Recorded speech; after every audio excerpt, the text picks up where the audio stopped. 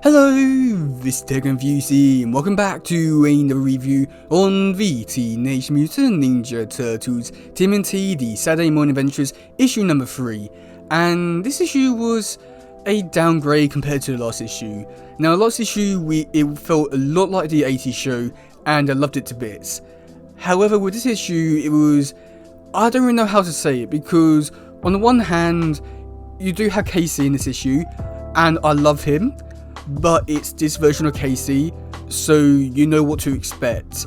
And because of that, it doesn't really feel too much like a 80s Toe episode, which is kind of disappointing because of how good last issue was. But either way, we still have this one, and it's interesting, to say the very least.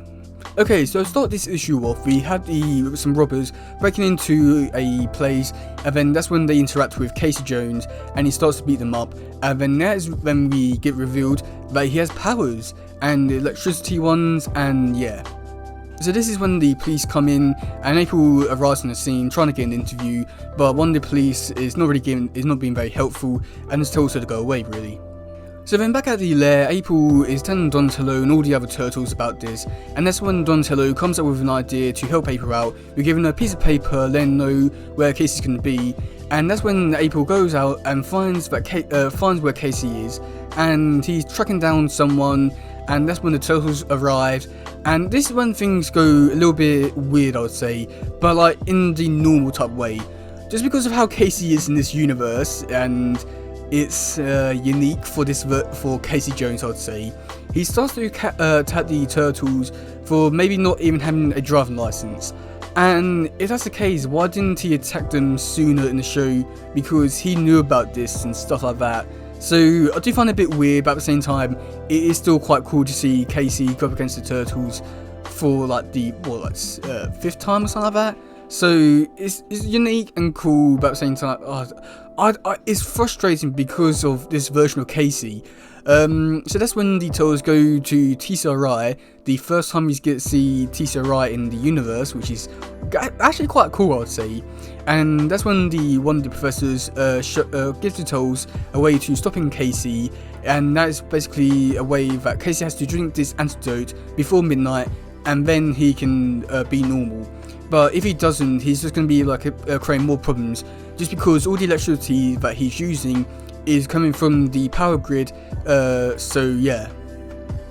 So this is when the Turtles come up with a good idea to lure Casey Jones into a fight on the building, and they have a bat signal, but with Casey Jones' mask on it, and it's cool. I really do like the reference, but at the same time, it's just, I'm speechless for it. I'm not sure if it's a good thing or a bad thing, but either way they have it in this one. And that's when Casey comes in, and the Turtles basically tell him that he needs to stop because he's going to create more problems, and he says no. So this is when we do get a really cool fight, I would say. And this is when Casey Jones starts to attack the Turtles. He first uses electric powers, and you know, it's okay, I would say. There's nothing really too interesting. But then we get Casey using his weapons and going against the Turtles, and I must admit, this is probably the best part about the fight, and it's not because of anything too special, but just because it feels more natural, because you do have Raph versus Casey fight, and you know, you always love Raph versus Casey fights, and this one was no exception. It just felt so natural in a way. But that's when Leonardo cuts his weapon in half, and that's when more or less the fight is going to go a bit sideways, as Casey uses abilities to attack the Turtles even more, and that's when April uses her abilities and tells him that basically he's being a criminal because he's not paying for the electricity. But Casey justifies it just because he's saving the city, and then he comes to his realization that yeah, he's actually a criminal because he's stealing the power and he's not paying for it, and yeah. Now, while this bit does feel really in line with Casey's character, at the same time, it does feel a bit stupid in a way, just because Casey is in this universe, he does everything by the law and all that type of thing. So I am surprised that he didn't realise this sooner, but at the same time, I don't think he really knew that the his electric powers were actually combined to the electric grid. So I can't really blame him too much, but at the same time, with how his character is written through from this universe, it does feel very weird that he didn't know about it. But I guess he made up in the end, but it's not a good enough excuse. So then in the next scene we do have the Turtle, Splinter and April just talking about stuff, and that's when we're going to be getting up a teaser for the fourth and final issue, where Turtle's going to have to go inside of Splinter and attack some mouses by the looks of things.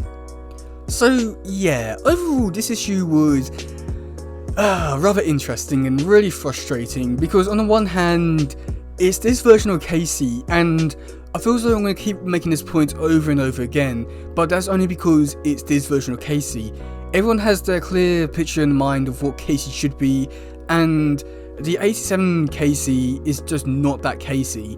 And even though it is really cool to see him being brought back into this universe, and especially in the tmnt comics, it's really good to have him back and seeing him there.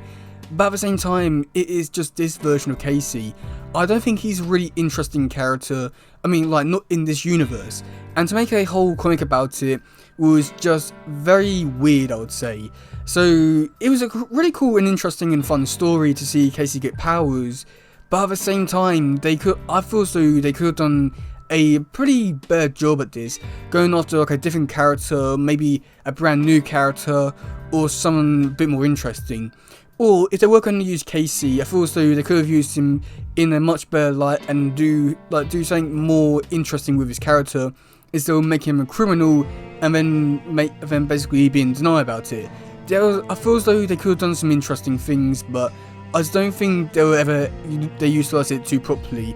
And I do think that the fights that I did do with Casey in this issue were, some of them were fun, but at the same time some of them were just, I don't know, they felt like they were forced into this comic just to make it, make the plot go forward. I mean, one where he attacked the Turtles first of all because he didn't have a driving license, that one felt very forced into it just because they needed a way for the Turtles to know about Casey and the reason why they had to stop him. You know, it just felt very forced in. But other fights were quite cool, but it's just a very frustrating issue. And with my complaints with the last two issues, with saying something off about the art, I don't think I had a really problem with this artwork now, just because I finally got used to the artwork. But again, my problem still lies with it. I think I figured out what the problem is with it. It's the colours, and with the amount of colours that they use in this issue, really cool colours and very visually pleasing, but it did feel very weird. Oh god, it is just frustrating, this issue. I don't know if I like it too much.